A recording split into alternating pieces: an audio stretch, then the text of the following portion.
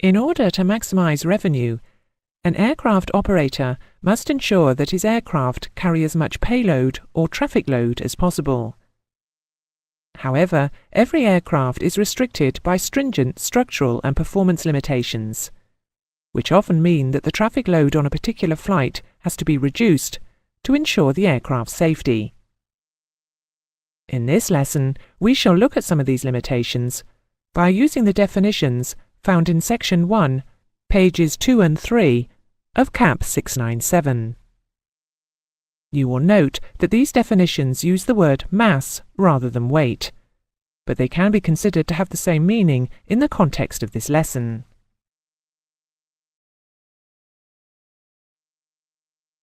The first definition is dry operating mass, often abbreviated to DOM.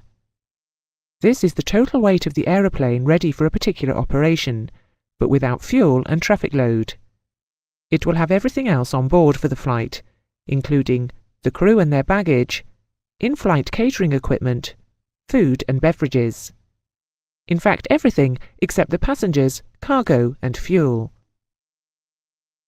The traffic load is the mass of passengers, baggage and cargo, including any non-revenue load. The zero fuel mass is the dry operating mass plus the traffic load, but without any fuel. We next come to the definition of maximum zero fuel mass, MZFM, which is the maximum permissible mass of the aeroplane with no usable fuel. The reason for this limitation is that the majority of the fuel is carried in tanks within the wings. If there is no usable fuel in the wing tanks, the fuselage becomes disproportionately heavy, and undue stress is placed on the wing roots.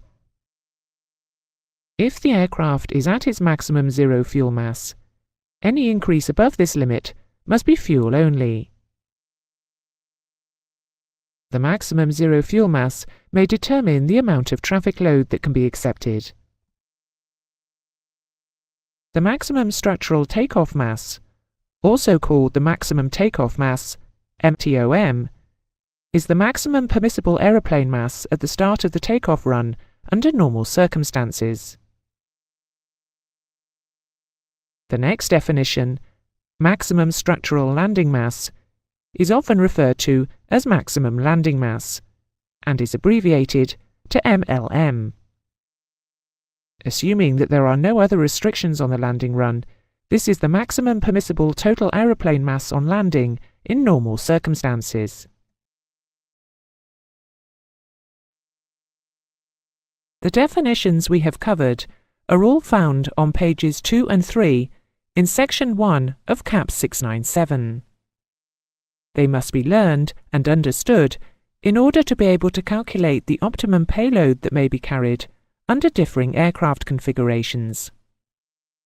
This will be the subject of the next lesson.